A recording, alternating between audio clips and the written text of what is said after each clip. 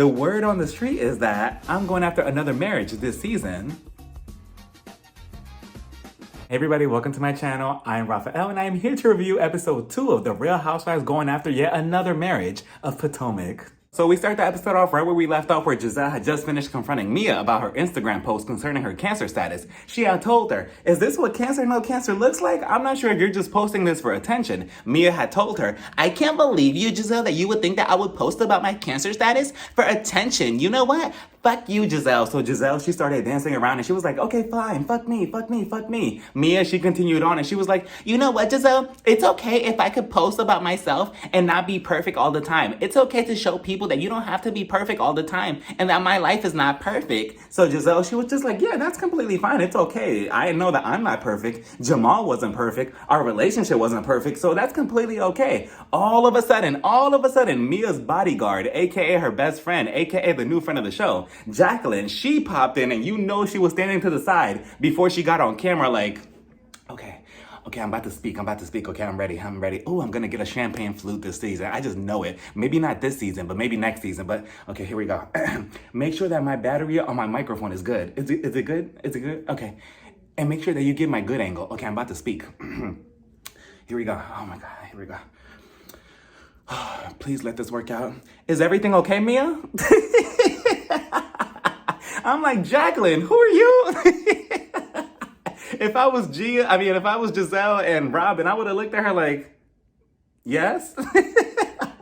Security. But Mia, she goes on to tell Giselle, "This is my best friend right here. She has been with me through this entire process." Meanwhile, on the side, we see Ascala, Wendy, and Candace, and you know Ascala was so pissed looking at Jacqueline get any camera time, or at least more camera time than she did last season.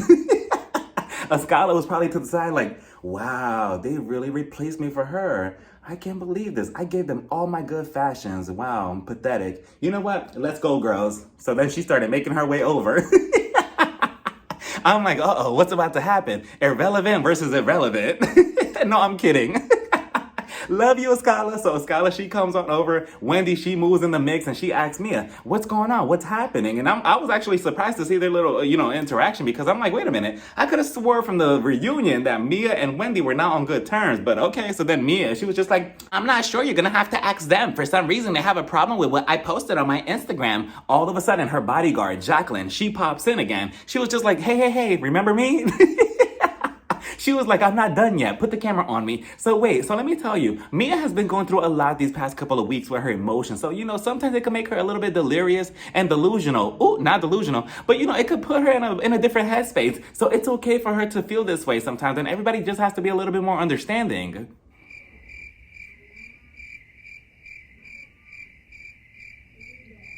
And I'm like, okay. Like, move. I was with Wendy. Wendy was just like, excuse me, I don't mean to be rude, but who are you? I'm surprised that Jacqueline did not curse her out right then and there, because if I was her, I would have just excused myself from the group. I would have went over to the bar, grabbed a margarita, maybe 2 and maybe 3 tacos, and I probably would have cried. Like, damn, I'm just trying to be a friend on the show. What do you mean who I am? But no, she greets Wendy. She was just like, "Hey, how are you? I'm Jacqueline. I'm the new friend of the show. I don't have a champagne glass yet, but maybe next season I'm going to be the center champagne flute. How are you? What's your name? Dr. Wendy?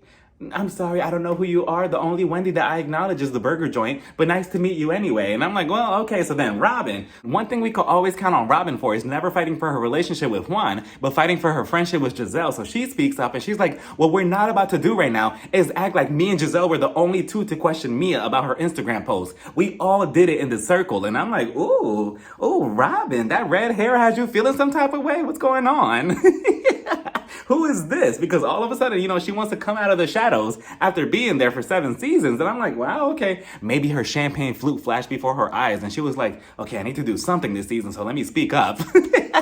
But she does make a good, valid point, because they all said something minus Karen. Karen was the only one that was kind of like being open about the whole situation. Everybody else was being kind of shady and questioning Mia. So I understand what she was saying. But, that kind of all just went out the window as soon as Charisse kind of squeezed her way into the group. And she walked in and she was like, "Hi." It was kind of like that meme. "Hi, how you doing?"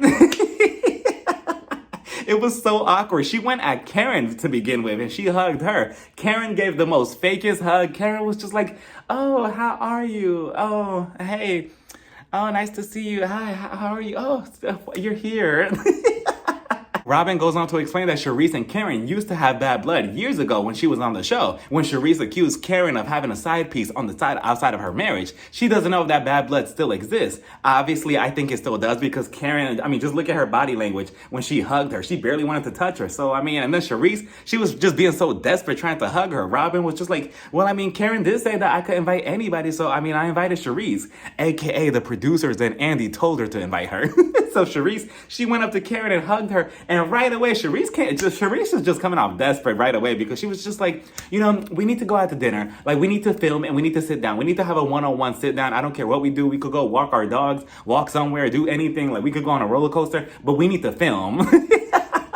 I'm like, Charisse, relax. Karen was just like, yeah, but luckily Katie, the one and only Katie, popped up, and I'm like, oh, look at Katie, the only one who could really honestly take down, besides Karen, that could take down Giselle and Robin. She popped up, and I'm like, oh, it's kind of like a reunion. Where's Monique?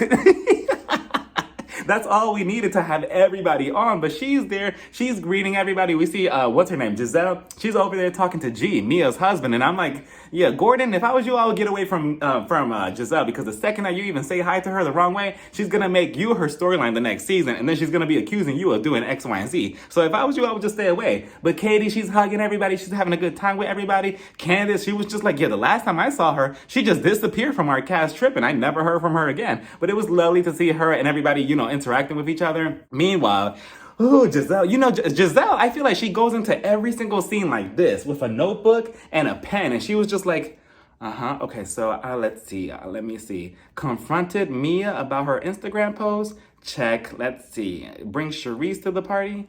Check. Let's see. Tried to start some drama between Karen and Katie and her husband, Ray. Okay, I need to do that next. Okay, let's see. Katie, can you come over here? Katie, come over here. Ray, come over here. Look who I got you. Like, Giselle is just so messy. It's just like she does not stop.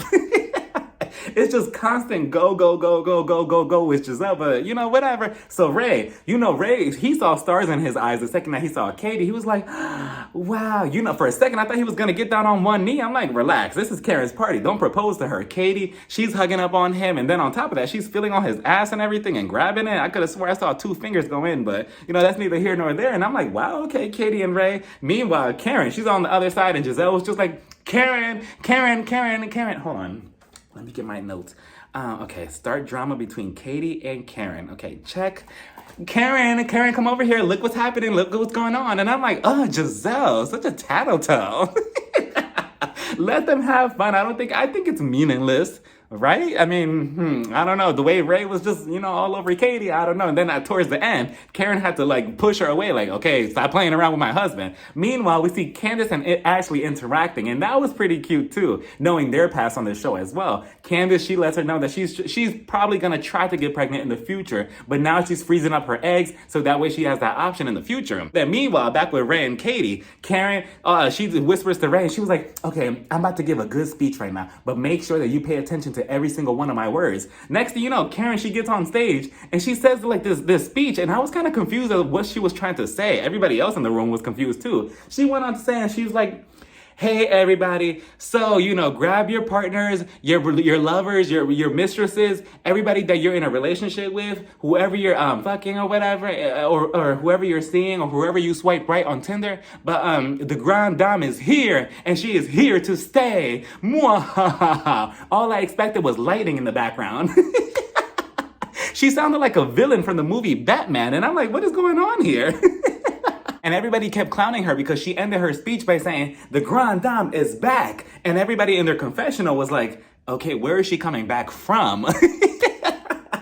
Let Karen be dramatic. You know how she is. So after her speech, everybody started dancing. Everybody started having a good time. And it was nice to see everybody, getting along for the most part. For now, I was looking at, what's his name, Ray. He was dancing and he was dropping it low. And I was just watching it with concern. I'm like, oh my God, Ray, please stop. No, just move up a little bit more. Oh my God, you're back. Oh, you're going to dislocate it. What are you doing? Meanwhile, we see Giselle. Did y'all catch Giselle the way she was dancing? She was dancing like Johnny Bravo. She was like, we then head over to Candace's house and she's in the kitchen with her sister Crystal. They're both cooking something up to eat. Candace is letting her know that her and Chris have decided that by the end of the year, they could possibly be pregnant, which is interesting because just last week, they were both just screaming at each other because they can't make time for each other, let alone a baby. So I'm thinking, I don't know, Chris and Candace, I feel like both of you need to get your shit together first before bringing a child into this world. Candace goes on to tell her that Chris needs to make more time for their marriage, their intimacy. He needs to pay her more attention overall. And I'm just thinking, okay, if he could barely give you any attention, how is he gonna give a baby attention? Again, a newborn baby at that. So it's just like he just got a new job. He's getting money through that. His hours are crazy. Your touring is crazy as well, I'm assuming. You're always making music. And I just don't see how that will work out in the end. Especially seeing how if something happens between them, they bump heads, but they don't bump heads and then everything is okay. They bump heads and it's just like a volcano. So I don't know how that will work out. I hope that they could eventually get through it just by communicating a little bit better. We then head over to Ashley's place and she's with baby Dylan. She's gonna have her friend Deborah come on over with her baby son Hero. So she comes on over and for a second I thought that Deborah was related to Giselle because she came in asking every single nosy question in the book. She comes on in, they get situated on the carpet, they get all relaxed, and not even 2 seconds in, and Deborah, she's talking to Ashley, and she's like, hey Ashley, how are you? Everything looks so nice in here. Oh, look at baby Dylan, he's so cute. So what's going on with Michael? Are you actually divorcing him? Does he still stay here? Are you actually gonna leave him? Did you find a house? Do you think that he's gonna be with other people after you? Do you think that he's gonna try to keep you in this marriage because it's cheaper to keep you? And I'm like, whoa, whoa, whoa, whoa, whoa. If I was Ashley, I would have told her like, Deborah, hold on, are you my friend or are you a spy? Did Giselle send you here?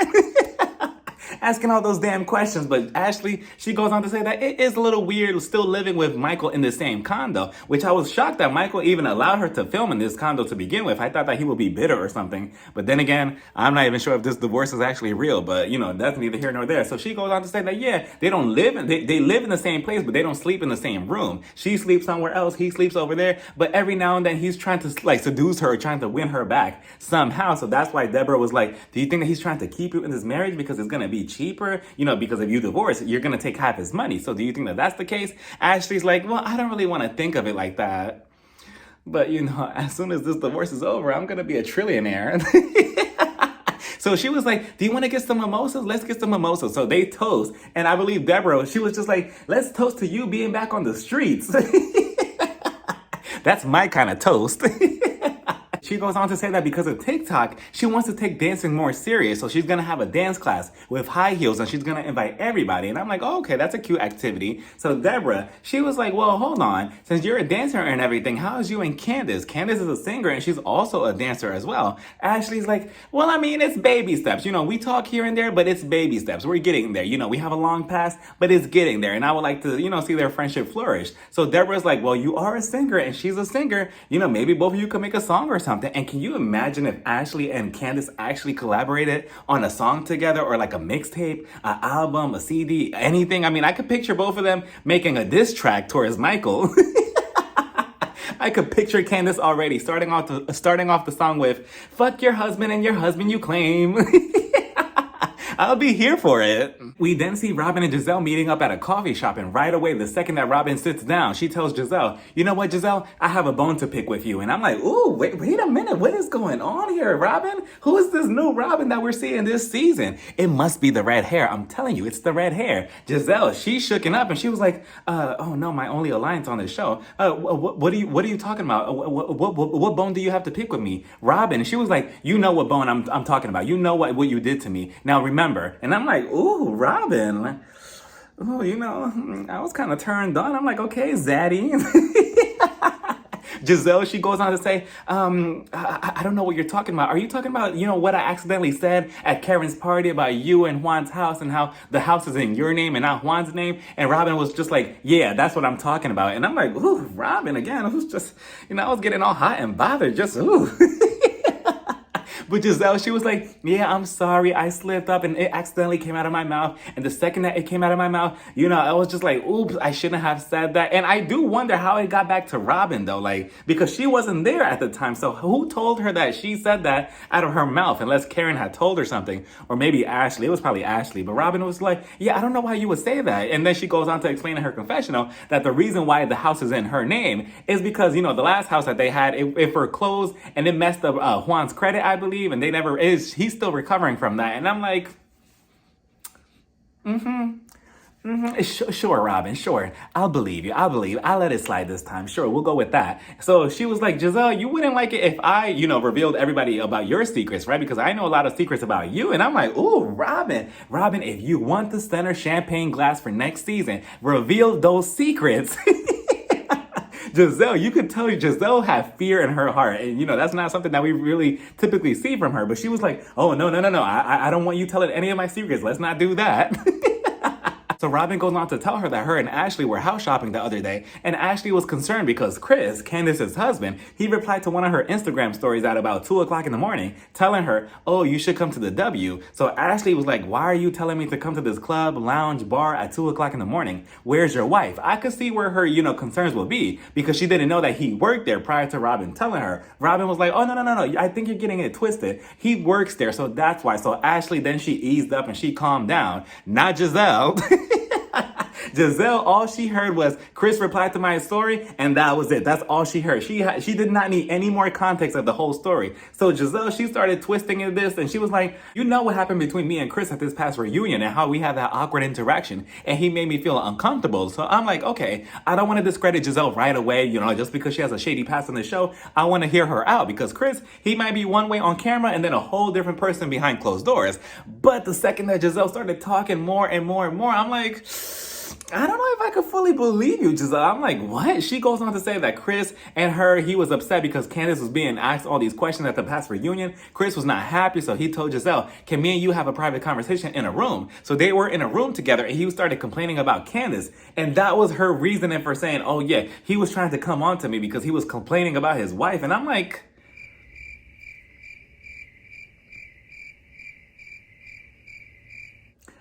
did I miss something? Like, is there more details? Should I use context clues? What's going on here? So just because he was complaining about his wife, you think that he was trying to have some crazy affair with you? Like, don't flatter yourself too much, Giselle. Even Robin, I don't know about you, but, I think I'll give you 10 points for this episode, because Robin, she goes on to say, I'm not understanding this, Giselle. It's not like Chris said anything inappropriately to her. He didn't touch her in any type of way. He didn't do anything inappropriately to her. So I'm not sure what Giselle is getting at. And I'm like, wow, Robin. Wow, okay, look at you having your own spine. Look at you having your own backbone. I love to see it. But I was with Robin for once. I'm like, you see, like, what's going on here, Giselle? Like, Giselle, at some point, you really, really, really need to stop going after people's marriages, because I do not like when housewives get that desperate and that, thirsty for a storyline that they have to go after people's marriages. That's not cool. We can't even go after your marriage because you don't have one. So that's how you get to skate by every single season until that reunion. Then everybody comes to roast you. Go get a hobby, go learn the guitar, go learn how to dance, go style out your closet, like go redesign your closet, actually. Get a new hobby, learn guitar, piano, anything, but stop going after people's marriages. You're trying to paint Chris out to be like this terrible person, and in the end, it's probably not even true at all. And it's just like, you're just, what did Portia say? That's a reach. And I just don't like that. I don't like when any of the housewives get that desperate for a storyline. Go after Robin's marriage. Oh, wait a minute. Never mind. But, go do something. Find a hobby. Go walk your dog. Do anything else besides go after people's marriages. It becomes tiring at some point. So Robin, she was just like, yeah, I'm not agreeing with this. On top of that, Giselle was just like, yeah, I know how married people married men are with me. They tried it with me. They sometimes try to, see how far I will go with them and to see if I'm down with them. And I feel like Chris, he was trying to get me to be his sneaky link. At At this point, Bravo, if you're watching, you just need to bring on one of Jamal's alleged mistresses for next season and have her be in front of the show and talk about what her and Jamal did behind Giselle's back. Maybe then she'll understand, okay, maybe it's not cool for me to go after people's marriages as a storyline. We then see Karen and Ray at their house, and Ray, he's still a little upset that Karen got her boobs done. And from what I got from this entire conversation is that I could see Karen at some point down the line in her marriage with Ray being bored of being with him or possibly even checking out. I wouldn't want that for them, but I could see the possibility of it because Karen, she goes on to say that, oh, you know, he met me at the age that I'm at now and I'm trying to prepare myself for the next step in life. Ray, he's not really like that. He's more like chill, relaxed, calm and everything. Karen, she still has life in her. She was like, oh, I want to do this. I want to do that. I want to do this. I want to explore everything. So I don't know. I feel like at some point Karen will be like, okay, you're not keeping up with me. I need somebody who can. But again, I wouldn't want that for them. On top of that, Ray's mentality of, you know, body modification, I guess, he goes on to say, I don't want women or my nieces or my daughter or anybody to get their body done. Like, you don't need any type of justification for that. Like, for what? And I'm like, Ray, come on now. It's 2022. Like, leave that mindset in the past. Like, what are you doing? And then Karen, I love that she responded to him and she didn't back down from him just because they're married. She was like, first of all, I don't need any type of justification from you or from anybody. And I love that because women don't need any type of justification from their husband or any man. Like, if you want to do something to your body, then do it. Don't let a man stop you from doing anything. Then we see Mia and Gordon going out for drinks and she lets us know that her business, the joint, is doing well. So she's going to open one up in DC. But what is so interesting about watching this scene is that now in real time, her business is actually being stolen from somebody in her family, I believe, or somebody in Gordon's family, and they're changing all the passwords and not giving her any type of access to her business, so she has no income according to what she's putting online. So then we see her bodyguard, Jacqueline. She comes in and she's like, where should I sit? Where should I sit? Gordon, he tells her, oh, you know you like to sit next to me. You know you always like to sit next to me. And I'm like, interesting. But we get a little bit more of a backstory of her and Mia's friendship. Mia lets us know that they've been best friends since they were 15. And I'm like, wait a minute. So if both of you have been best friends since 15, what did it take for both of you to fall out now? Because now in real time, they're both taking low blows at each other online. So it's just like, what? Both of you needed to be on a reality TV show for your friendship to fall apart? Typical. But Mia, in the confessional, the producer asked her, so wait a minute, what's going on with Gordon, you, and Jacqueline? Are you three, what's going on? Because Mia had joked around saying that they're a throuple, but she goes on to say, I mean, technically she's like a second wife to him, but it's nothing serious. They don't do anything sexual. And I'm like, interesting. Okay, we'll go with that story. But Mia, she goes on to say that she's exhausted emotionally from going to the doctors over and over and over again to try to get this cancer situation under wraps. And then Jacqueline, her bodyguard, she was like, yeah, that's the reason why I was so upset at the party. And I'm like, oh, here we go. Trying to fill up her champagne flute with champagne. And she's like, yeah, that's why the whole thing with Giselle. And I'm like, oh, I could definitely see Jacqueline aiming for Giselle specifically and maybe taking her on possibly. As long as Jacqueline is not married, I think she has a good shot. So Jacqueline is like, yeah, I didn't like how Giselle addressed you like that, you know, because you're going through so much. Your mind frame is not in the right headspace and everything. And she has the nerve to say that. On top of that, Karen, and I'm like, wait a minute.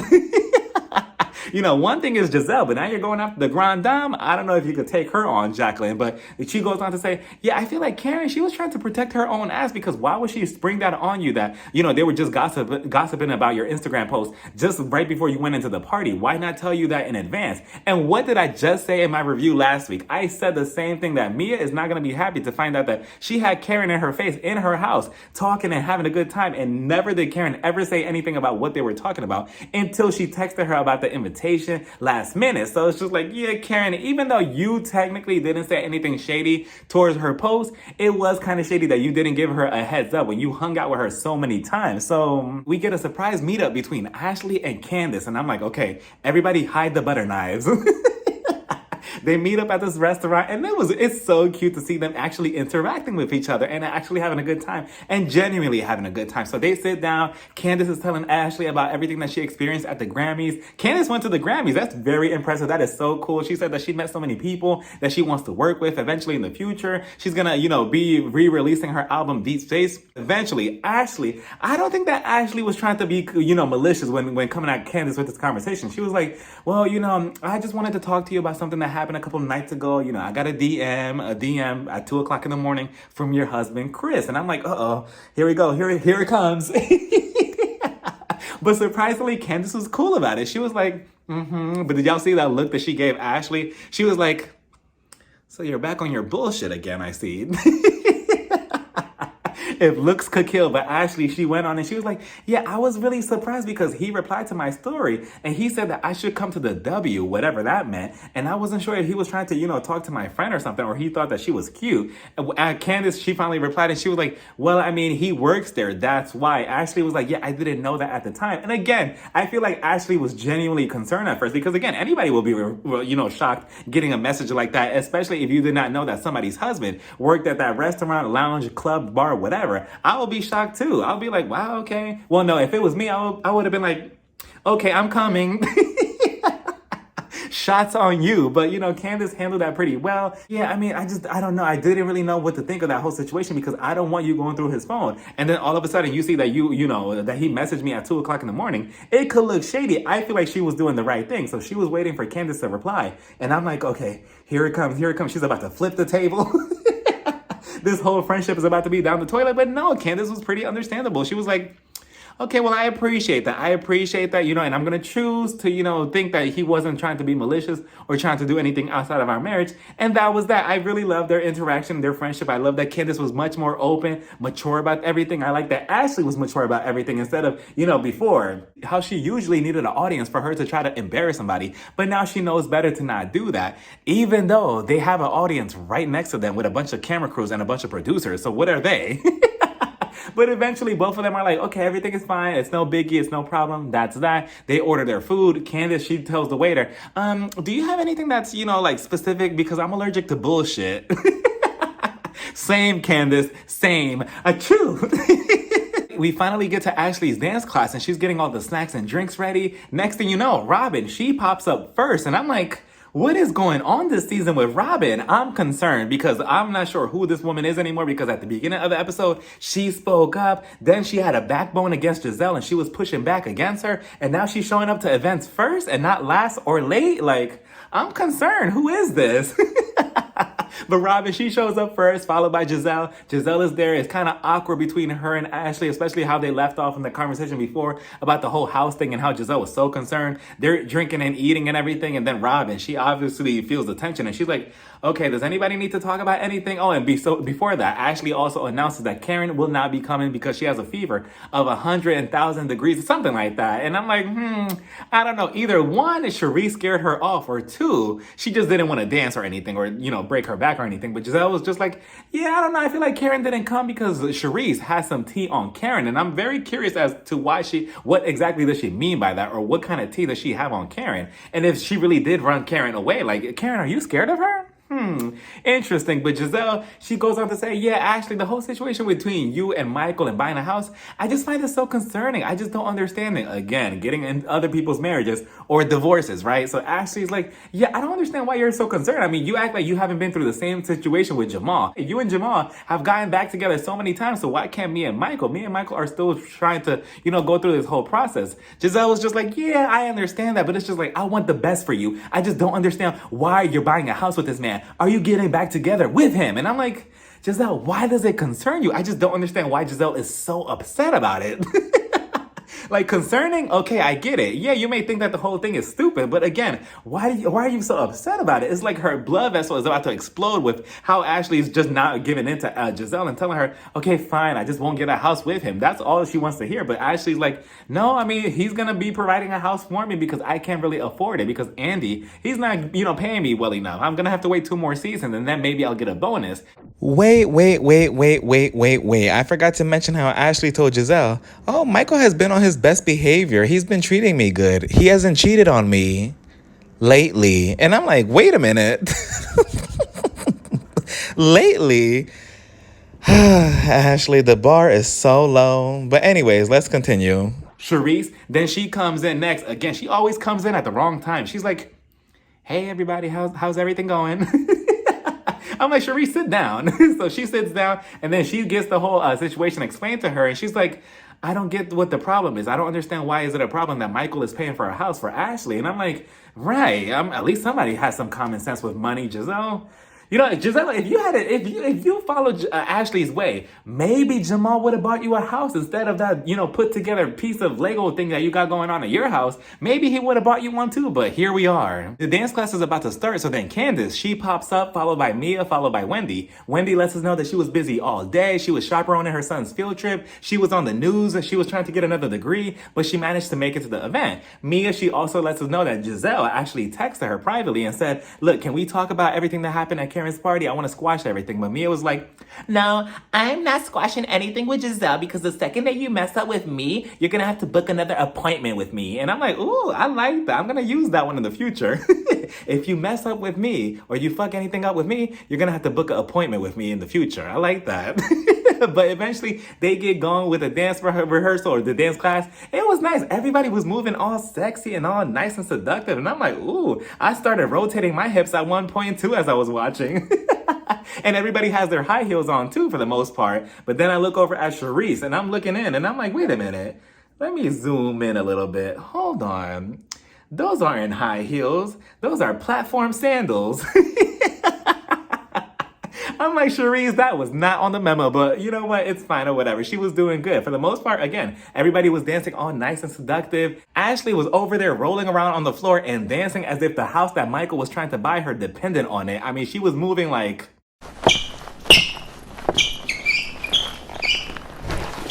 Meanwhile, everybody else is dancing and on beat. Then we have Robin. Robin was in the back and I'm looking at her and I'm like, what the hell is she doing? She looked like a turtle that had been flipped upside down. I'm not sure what was going on. I'm like, Robin, what's going on? The steps are easy. What's happening? But she was just back there like, help me, I can't get up. Help me. Oh, my back, my back.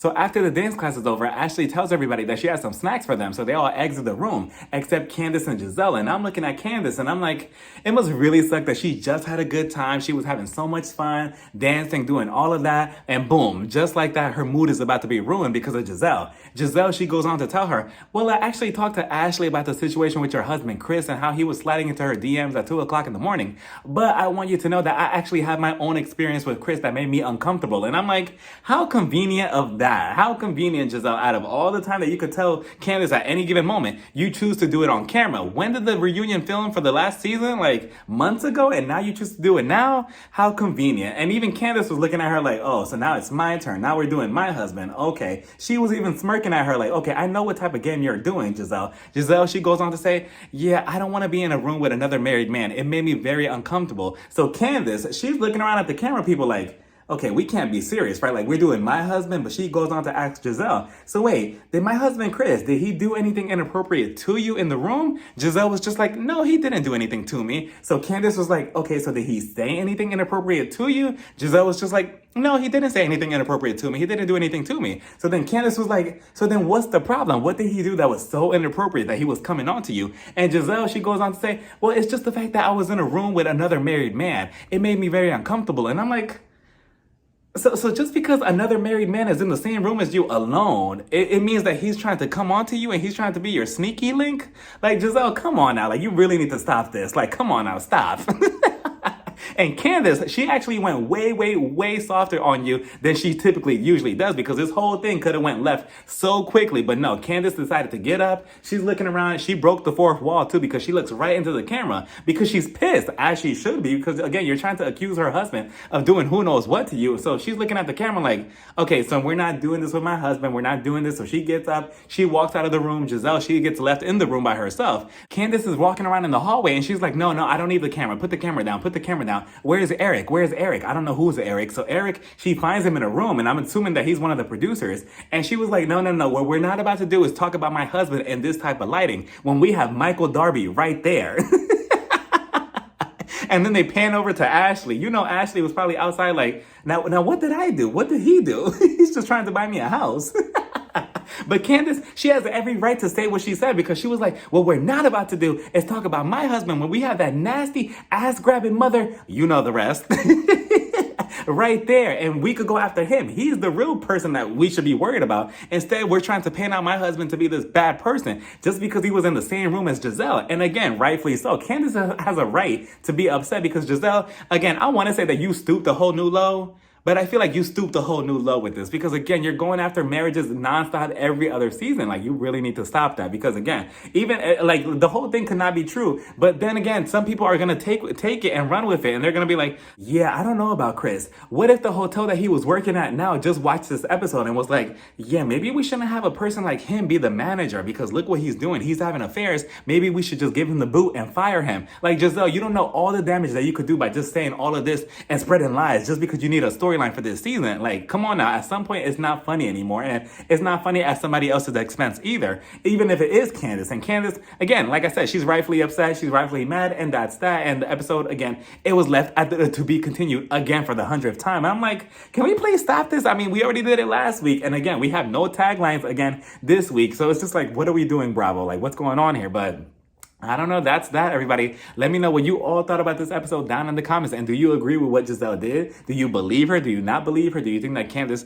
should have went off on her? Do you think that there is some, type of friendship in the future between them? I don't know, because that's a pretty big assumption, but we shall see how this turns out. But again, let me know what you thought about this episode down in the comments. Bye, everybody. Mwah.